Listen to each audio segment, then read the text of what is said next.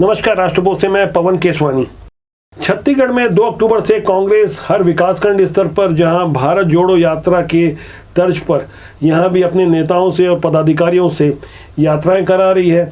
ग्रामीण इलाकों में खासकर कांग्रेस के विधायकों की परफॉर्मेंस की पोल खुल रही है।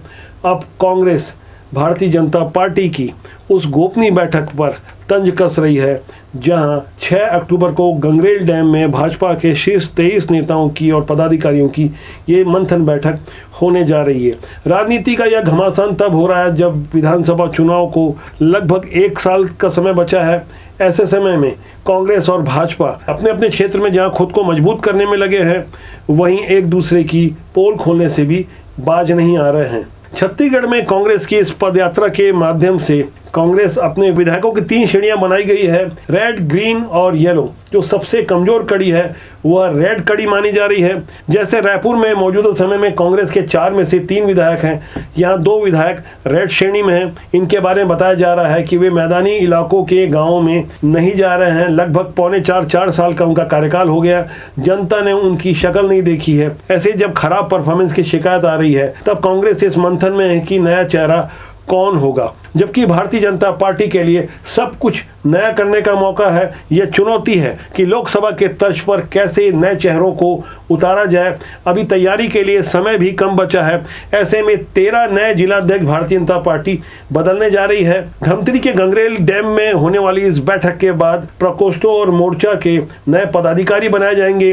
जो 13 नए जिलाध्यक्ष बनाए जाएंगे, उनके लिए भी समन्वय की तैयारी हो चुकी है। जो पुराने जमे जमाए छत्रप हैं, उनकी पसंद नापसंद को दरकिनार करते हुए संगठन का काम देख रहे क्षेत्रीय संगठन मंत्री अजय जामवाल और ओम प्रकाश माथुर की भी धमतरी बैठक में उपस्थित रहने की फिलहाल जानकारी है। यहाँ युवा मोर्चा को लेकर भी एक चुनौती की बात सामने आई है, जहां 35 के फार्मूले को दरकिनार करते हुए कुछ ऐसे मजबूत लोगों को युवा मोर्चा में शामिल किया जाए जिनसे आगे की राह आसान हो सकती है। रवि भगत को युवा मोर्चा का प्रदेश अध्यक्ष बनाकर भारतीय जनता पार्टी ने संदेश साफ दे दिया है कि आने वाले दिनों में जाति का समीकरण का विशेष ख्याल रखा जाएगा। यहाँ ओबीसी वर्ग से अरुण साहू को प्रदेश अध्यक्ष बनाने के अलावा नेता प्रतिपक्ष भी नारायण चंदेल के रूप में एक ओबीसी चेहरा दिया गया है। अब आदिवासी चेहरे के रूप में रवि भगत की नियुक्ति हुई है। ऐसे में अनुसूचित जाति वर्ग जिनके लिए दावा किया जाता है कि छत्तीसगढ़ की आबादी में इनकी संख्या 11 से 12% है, इन्हें भी साधने की कोशिश होगी। इस वक्त से कांग्रेस के पास सतनामी समाज के धर्मगुरु रुद्र गुरु के रूप में एक बड़ा चेहरा है, जो कि कैबिनेट मंत्री हैं।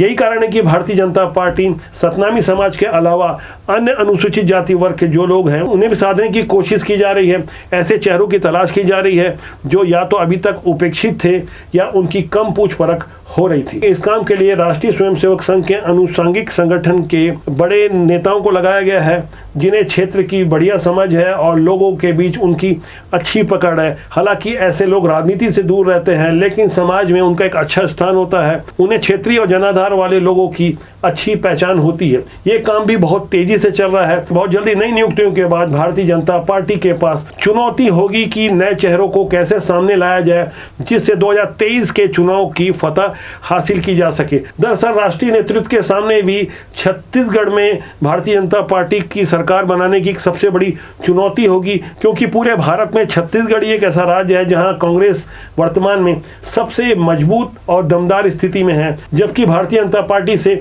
अपेक्षा ज्यादा है। लेकिन मौजूदा समय की बात करें तो अभी भी कांग्रेस भारतीय जनता पार्टी पर 20 साबित होती नजर आ रही है। हालांकि चुनाव अभी नहीं है। यही कारण है कि भारतीय जनता पार्टी के पास जो 1 साल का समय बचा है, उसकी तैयारियों को लेकर भारतीय जनता पार्टी अपने सारे अस्त्र झोंक देना चाहती है। लगातार आंदोलन, धरना प्रदर्शन के अलावा भारतीय जनता पार्टी अपने संगठन और अपने काडर को मजबूत करने के लिए उन रूठे हुए लोगों को मनाने की कोशिश करेगी जिनसे जनता जुड़ी है, और ऐसे लोग जो लगातार संगठन पर हावी रहे, सत्ता में हावी रहे, मौजूदा समय में भी उनकी अच्छी पकड़ है। यही कारण है कि जब जब हम भारतीय जनता पार्टी के लिए कोई नया विश्लेषण प्रस्तुत करते हैं, आपने देखा होगा लगातार कमेंट बॉक्स पर जाकर लोग पुराने छत्रपों को किनारे करने की आवाज उठाते हैं, और यहीं से राजनीति की सूचिता की बात भी मजबूत होती है। हम लगातार इस मुहिम में लगे हैं कि राजनीति में अच्छे लोग आ सकें जो समाज और देश का हित चाहते रहें।